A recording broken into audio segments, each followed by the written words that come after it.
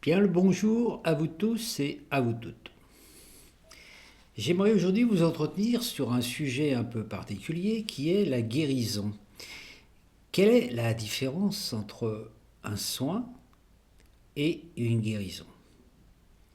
Aussi, au niveau personnel, quelle est la différence entre une guérison individuelle et une guérison collective? Donc la question est, peut-on euh, peut-on réaliser une guérison collective de l'humanité? Alors la réponse est ambivalente, c'est à la fois oui et non. Collective, oui, mais en passant par l'individuel. Aucune guérison ne peut provenir de l'extérieur. Aucune libération ne peut se réaliser par quelque chose qui vient de l'extérieur, puisque l'extérieur n'est que le reflet de monde intérieur. Tout commence et finit à l'intérieur. Quand nous participons par exemple à des cercles de guérison collective, ou que nous allons voir un thérapeute, guérisseur, nous devons tenir compte de cela.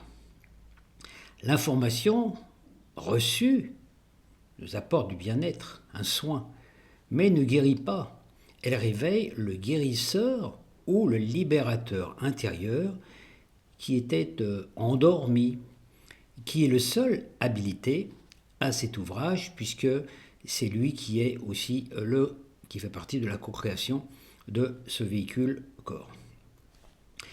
La guérison collective a donc un impact sur la Terre et sur les règnes inférieurs. Quand je dis inférieur, ne voyez pas là une notion de jugement ou de classement, inférieur dans le sens de l'évolution. Chez le minéral, la conscience est endormie, chez le végétal, elle est un peu plus éveillée, chez l'animal, elle est plus éveillée, mais elle est encore collective, et chez l'humain, elle doit être encore plus éveillée. Ce sont des stades. Nous sommes passés par ces stades, minéral, végétal, animal et maintenant humain. Et donc toutes les formes de vie qui sont actuellement encore minérales passeront par les mêmes phases. Toute âme, toute étincelle de vie passe par cette expérience. Et nous sommes dans le quatrième corps, donc le corps humain, qui justement contient les mémoires de notre passé, non seulement du minéral, de la structure minérale, de notre expérience quand nous expérimentons la vie sous une forme minérale, mais aussi la mémoire de toute la Terre. Donc toute la mémoire quand la Terre a commencé à se former dans sa structure minérale et puis végétale et animale, nous avons toute cette mémoire en nous. Notre corps est un hologramme et parmi cette mémoire collective, il y a une mémoire individuelle et qui va avoir un impact sur la création aussi de notre corps. Donc le monde minéral, végétal et animal n'ont pas de conscience individuelle. Donc ils font partie de ce qu'on appelle des esprits groupes. L'esprit groupe reçoit l'énergie. Il n'en est pas de même au niveau humain car chaque individualité a un parcours propre, contrôlé et inclus et induit par la personnalité et le vécu antérieur. Donc on ne peut pas guérir une personne à partir du collectif, sauf si on considérait l'humanité comme un troupeau de moutons, ou d'êtres ignorants, qui fonctionnent comme les animaux vivant en groupe, s'identifiant les uns aux autres pour survivre sans prendre en main leur destinée. Quand on regarde l'expérience apportée par Maître Jésus, Jésus apportait un soin, une guérison, une énergie de guérison à une personne. Sa présence apportait du bien-être à tout le monde, mais tous les gens qui étaient alentour n'étaient pas guéris.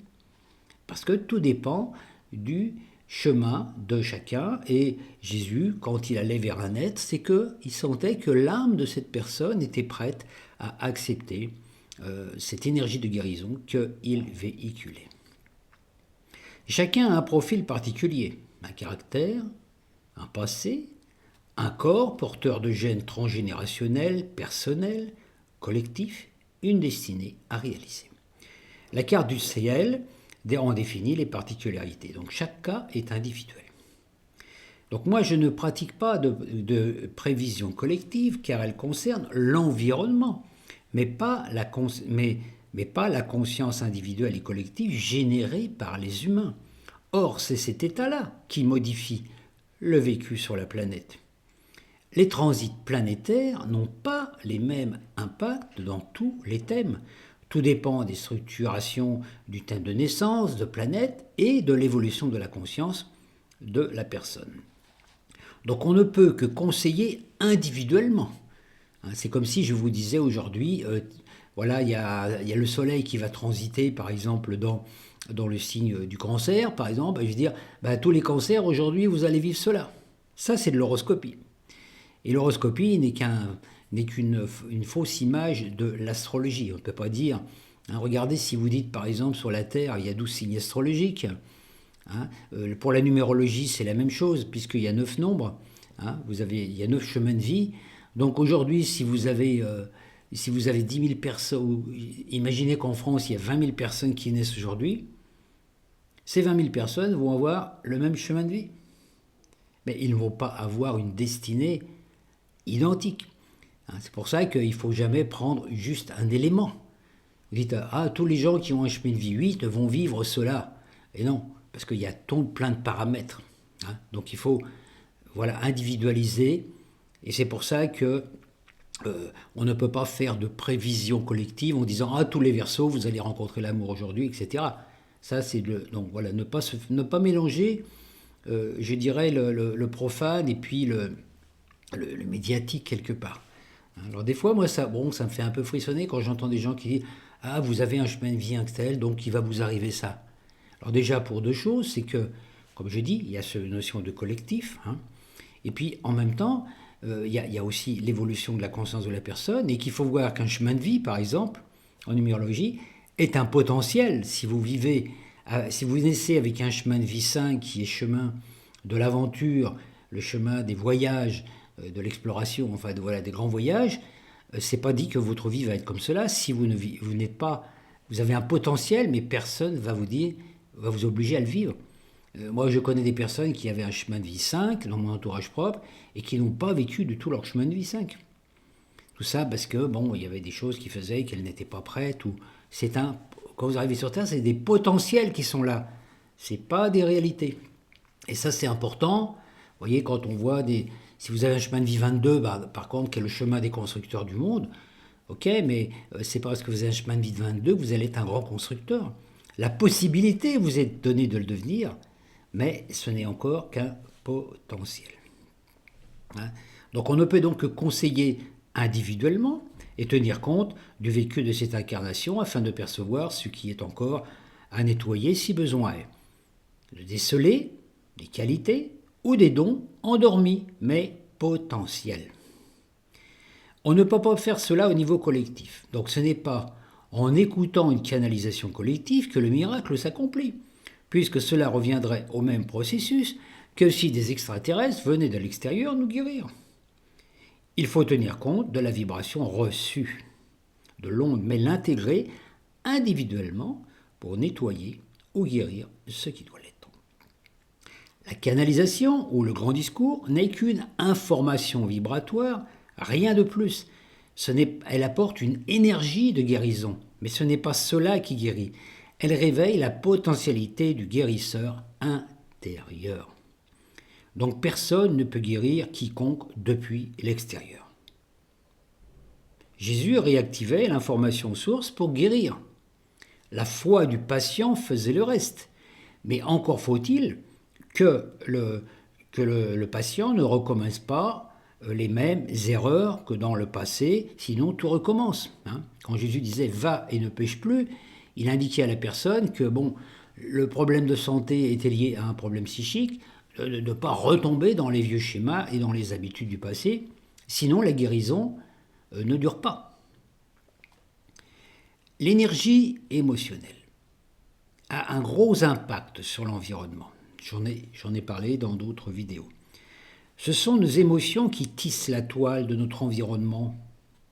Les bonnes émotions génèrent de bonnes énergies, les émotions négatives modifient les humeurs et la biochimie corporelle et ont un impact sur la santé. Les émotions négatives donc créent des problématiques corporelles, des maladies. On peut dire que c'est la source même de toutes les maladies. Quand un groupe de personnes se réunit, les émotions se mélangent, s'activent, fusionnent, se combattent, se repoussent ou s'identifient. Toutes les gammes d'émotions sont activées. Vous pouvez être dans un groupe et avoir des gens qui sont tristes, des gens qui sont enthousiastes, des gens qui sont joyeux, des gens qui sont en colère, et tout ça ensemble. Donc on ne peut donc pas utiliser l'énergie de ce groupe, constitué de personnes à problème, pour apporter la guérison à un ou plusieurs membres du groupe. C'est pourtant ce qui se réalise des fois depuis quelques années. Des groupes de personnes à problème s'unissent et, impulsés par des personnes qui détiennent une certaine autorité, entreprennent de s'auto-guérir, voire aussi de nettoyer des lieux pollués par des vécus collectifs difficiles et guerres. Je vous garantis, j'ai fait cette expérience-là du temps où j'habitais en Bretagne.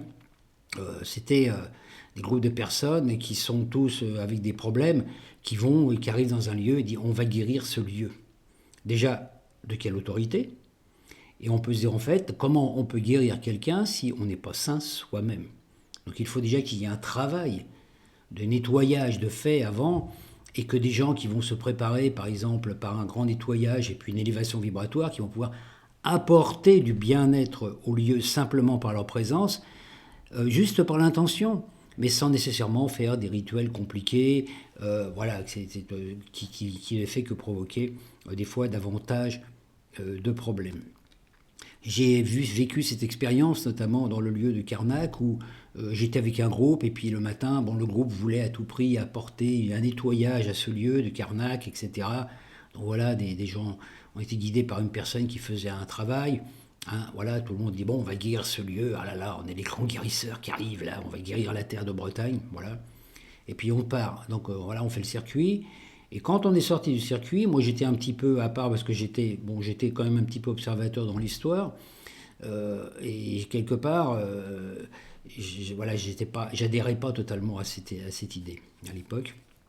Et quand on est sorti de Karnak, il y a un autre groupe qui est arrivé, guidé par un pseudo-druide, qui a dit en arrivant, oh là là, ce lieu est pollué, on va le nettoyer. C'est-à-dire que tout le travail qui avait été fait par le groupe avant, dont je faisais partie, qui soi-disant guérissait, avait été perçu comme négatif par un groupe qui venait après. Alors je me suis dit, tiens, toute la journée, il y a des gens qui viennent faire le ménage là, alors qu'en fait, on leur a rien demandé, quelque part. Ils viennent simplement apporter leur énergie dedans, et ça ne fait que provoquer davantage de problématiques. Cela ne fait qu'amplifier le chaos. C'est comme si tous les gens qui venaient à Lourdes, par exemple, s'unissaient en un groupe et que le pape utilise l'énergie du groupe pour guérir chacun. Ce qui ne ferait qu'amplifier le problème, puisque l'énergie est polluée par des problématiques émotionnelles. Même si l'intention est noble, le résultat est peu bénéfique. L'enfer est pavé de bonnes intentions. On peut se poser la question aussi, vous voyez, par exemple à Lourdes, ou même si vous allez par exemple écouter le pape, pourquoi le pape n'a-t-il pas le pouvoir de guérir collectivement tous les gens qui viennent à Rome pour écouter ses discours ?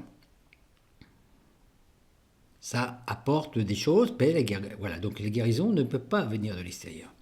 Jésus donc accomplissait des guérisons publiques, mais il n'utilisait pas l'énergie du groupe, mais celle émanant de la source à laquelle il était reconnecté, qui agissait comme une source, une fontaine d'eau vivifiante, qui passait par son aura, qui purifiait les eaux. Donc Jésus, on peut dire, apportait une énergie qui élevait les vibrations, qui nettoyait, mais tous les gens qui venaient l'écouter n'étaient pas nécessairement guéris parce que tout dépendait du chemin, du karma aussi individuel de chacun. Dans les temps anciens, certains initiés se réunissaient pour nettoyer un lieu et apporter une onde de guérison bénéfique à certains malades. Mais ils avaient auparavant fait un grand travail intérieur de nettoyage. On peut dire qu'ils étaient triés sur le volet. Ce n'est pas parce que dans les groupes humains qui, impulsés par un guide, veulent guérir les autres, alors que chaque membre est malade.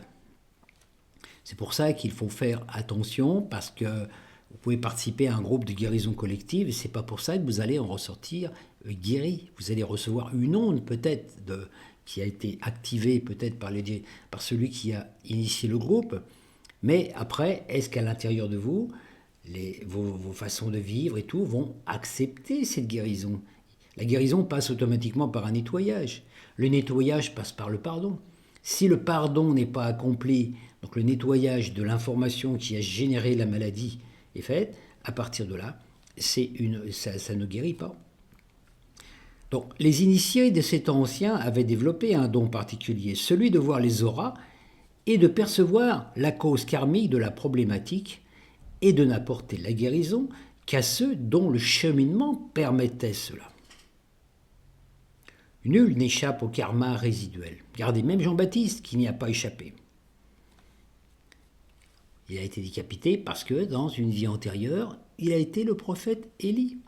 Et que quand il a accompli son ministère, il a fait couper la tête de 40 prêtres. Donc à partir de là, à un moment, il faut payer l'ardoise. Quand l'âme est prête à ascensionner sur un autre plan vibratoire, elle peut être aidée par un groupe de thérapeutes spirituels qui l'assistent pour qu'elle se libère du fardeau. On peut dire « va et ne pêche plus ». Mais quand un être n'est pas prêt pour cela, la guérison ne peut pas s'accomplir. L'âme doit approfondir et comprendre la rétribution karmique qui est sienne et la cause de la problématique. Si le guérisseur ne tient pas compte de cela et utilise son pouvoir magnétique pour forcer le barrage pour aider l'âme à avancer plus vite, cela est souvent catastrophique. Car si l'âme n'est pas apte à réaliser le pardon nécessaire à sa libération, elle est entraînée sur un chemin difficile pour lequel elle n'est pas prête, d'où elle peut recevoir encore d'autres blessures qui ne font que l'enfermer davantage dans sa problématique. Un exemple que je peux citer, je ne sais pas si vous avez entendu parler de Maître Philippe de Lyon, qu'il y a très longtemps de cela. Bon voilà, le Maître Philippe de Lyon disposait d'un pouvoir de guérison. Quand une personne allait le voir, il avait la capacité justement de guérir comme faisait Jésus, donc de capter l'énergie de la personne. Il percevait un petit peu la destinée, le passé de la personne, et il apportait la guérison si c'était possible. Un jour, une femme était venue voir pour qu'il guérisse son fils. Et Maître Philippe a refusé. Il a dit « je ne peux pas soigner votre fils, karmiquement ce n'est pas bon pour vous ni pour lui ». Donc naturellement, la femme est revenue une fois, 2 fois, 3 fois, 4 fois, 5 fois à la charge. Et donc Maître Philippe de Lyon lui a dit « bon, d'accord, je vais bien guérir votre fils, mais il va falloir en payer le prix, ça ne va pas être simple, vous allez voir qu'il faudra mieux ne pas le guérir, quoi. » Parce qu'il avait perçu la cause, et il avait perdu aussi quelque chose dans le futur probable. Donc il a apporté la guérison à cet enfant parce qu'il y avait eu une insistance, etc. Voilà, donc l'enfant a été guéri, et quelques années plus tard, quand il est devenu, je crois qu'adolescent, ou après, quand il est devenu plus grand, cet enfant a tué son père. Et le Maître Philippe avait perçu que le destin de cet enfant, que l'âme de cet enfant n'était pas encore prête et qu'elle risquait, voilà, donc la femme, quelque part, a obtenu la guérison de son fils, qui a généré l'assassinat de son mari. Vous voyez, comme quoi on ne peut pas forcer les choses. Il faut aussi tenir compte des énergies d'un guérisseur, par exemple d'un magnétiseur. Chacun a un magnétisme différent, émanant du feu, de la terre, de l'eau ou de l'air. Le feu réchauffe, le chaud réchauffe, la terre apaise, l'eau adoucit, l'air diffuse. Si une personne a un problème de santé lié au feu, la fièvre par exemple, l'excitation, il lui faut un guérisseur eau ou terre pour pacifier ce feu ou l'éteindre. Mais si l'intervention se fait par un magnétiseur de feu, cela ne fait qu'augmenter la chaleur et provoquer de gros dégâts, et on n'éteint pas du feu avec du feu. Oui, donc la guérison, le travail de thérapie de guérison, il y a beaucoup de paramètres dont il faut tenir compte. C'est pour ces différentes raisons que la guérison ne peut jamais venir de l'extérieur, mais de l'intérieur. L'intervention de celui qui apporte un soin permet une élévation vibratoire, apaise la douleur, soigne, mais ne guérit pas. L'information reçue par le corps s'infuse dans celui-ci, traverse les couches psychiques, mentales, émotionnelles, sensorielles, pour réveiller le guérisseur intérieur qui était endormi. Et c'est celui-ci qui rétablit la guérison, si l'âme est prête à faire ce travail. Mais le voyage de l'information n'est pas toujours réalisé. S'il demeure des mémoires émotionnelles, sensorielles et mentales qui font barrage alors l'information ne passe pas.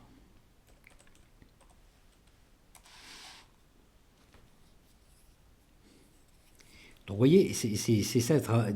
Et, voilà. Et elle n'atteint pas le guérisseur intérieur et rien ne change. Donc Jésus réveillait le guérisseur intérieur. La guérison était instantanée. Mais si l'âme reprenait ses vieilles habitudes psychiques, la guérison n'était que temporaire. Jésus a apporté l'information, mais la suite ne le regardait pas. Tout comme il a insufflé dans l'ADN collectif humain le message christique originel octroyant la santé parfaite, la jeunesse éternelle, mais a laissé chacun libre de l'actualiser, la dynamiser, lui porter attention, faire le nettoyage nécessaire ou de ne rien faire en l'ignorant. Toute personne qui apporte un soin agit de même. Diffuser, informer et laisser chacun libre de guérir ou non. Nul n'a le pouvoir de guérir quelqu'un extérieurement. Les guérisons miraculeuses s'accomplissent toujours quand l'âme a vécu un long périple de souffrance, a compris la leçon et est guidée vers la personne ou le lieu qui va déclencher le réveil du guérisseur intérieur. Nous avons l'impression d'être enfermés dans un monde tissé de douleurs et de souffrances et de rancune, et nous appelons les anges et les extraterrestres pour nous libérer. Mais ils ne peuvent agir depuis l'extérieur.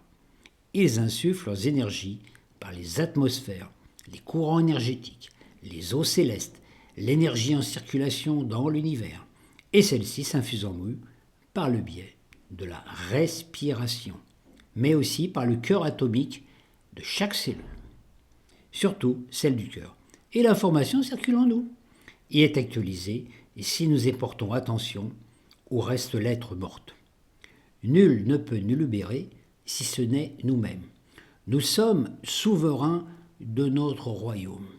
Et tant que nous rejetons la faute des problématiques que l'on a sur les autres, on perd cette souveraineté, donc la capacité de changer les choses. Donc à partir de là, il faut retrouver, et nous avons un petit peu, c'est comme si notre souverain intérieur, notre Christ intérieur est un roi qui est assis sur un trône, et puis il y a un gérant qui a pris la place. C'est ce qui est passé au niveau de notre matrice aussi. Un gérant qui prend la place, qui vire le roi et qui dit « c'est moi le chef maintenant ». Voilà. Le mental ne peut absolument pas guérir, ne peut rien. Le mental, le rôle du mental, c'est d'être un gérant, de gérer des informations, de les diffuser, de les transmettre. Le mental transmet des informations qui vont déclencher des émotions. Et nos émotions vont modifier notre ADN et vont modifier notre biochimie cellulaire et va modifier aussi notre alentour. Alors dans notre monde, vous voyez par exemple, les émotions collectives créent notre réalité. Nous vivons dans des climats de tension, de haine, de colère, de violence, de réactions émotionnelles, des peurs, etc., instinctives et tout ça. Et nous, par nos émanations personnelles, par nos émotions, nous nourrissons ces choses-là. Tant que nous nous nourrissons de la haine envers quelqu'un, même si c'est une personne pas sympathique, nous participons à ça. Donc on peut dire que la matrice, c'est un potentiel, c'est un studio de cinéma dans lequel nous sommes des acteurs et nos émotions vont créer les ambiances. Donc d'où notre responsabilité déjà, donc pour nous déjà au niveau personnel, pour être en bonne santé, il faut être déjà nourrir des belles émotions, parce que nos belles émotions vont agir au niveau cellulaire, mais vont agir sur l'ambiance collective. Donc à partir de là, on peut dire que quand on a réactivé notre guérisseur intérieur, qu'on est dans la paix, qu'on émane de l'amour, de la tolérance, de la compassion, on participe déjà à la collection, à la guérison collective. Et vous voyez, quand on parle de guérison de la terre-mère, bon, naturellement, il faut faire attention à ne pas polluer la terre avec des produits chimiques, avec toutes ces choses-là, parce que ça, c'est une chose. Mais surtout, la chose la plus polluée au niveau de la terre, c'est le psychisme du collectif. Il y a beaucoup de lieux de la terre qui ont été pollués par l'humain, par les guerres, par les violences, par tout ce qui se passe. Regardez, par exemple, ce qui se passe en Ukraine ou ce qui s'est passé pendant la dernière guerre. Ces lieux, ils ont besoin d'être guéris. Mais ils ont été pollués par qui, ces lieux? Par les âmes, par les humains, par nous aussi. Donc, si vous avez participé dans une vie antérieure à une guerre, dans un endroit, et que ça a laissé des mauvaises traces psychiques dans cet endroit. Dès que vous faites le travail de nettoyage, de pardon à l'intérieur de vous, de nettoyage, bah, automatiquement, la Terre vous dit merci. Parce que vous libérez, vous participez à la libération collective. Donc nettoyer la Terre, c'est pas nettoyer que ramasser les poubelles dans les rues. Bon, c'est vrai que c'est aussi important de ramasser les papiers qui traînent et puis déjà d'arrêter d'en jeter, hein, de ne plus polluer la Terre avec nos déchets organiques et tout ça, mais aussi veiller à nos déchets psychiques. Parce que ce sont nos déchets psychiques, nos émanations psychiques qui créent les atmosphères, qui déclenchent les tsunamis, qui déclenchent aussi les raz-de-marée, les tempêtes, etc. Même si certains vont dire oui, mais il y a des forces sombres qui manipulent des énergies au niveau du collectif, etc. etc. Voilà, c'est vrai. Il y a des gens mal intentionnés qui provoquent des modifications climatiques, c'est vrai. Mais déjà, ça, au niveau personnel, c'est important. C'est-à-dire, les atmosphères dans lesquelles vous vivez sont modifiées par votre présence. Donc dès l'instant que votre ciel intérieur est bleu, que vous avez un beau ciel intérieur bleu, et puis avec un beau soleil qui rayonne, que vous rayonnez ça en n'importe quel endroit, vous participez à la guérison collective et à votre guérison personnelle. Puisque dès que les émotions sont purifiées, automatiquement, ça fait du bien à la planète, et non seulement à la Terre, à tout le système solaire, à toutes les galaxies. Je vous remercie pour votre écoute et je vous dis à très bientôt.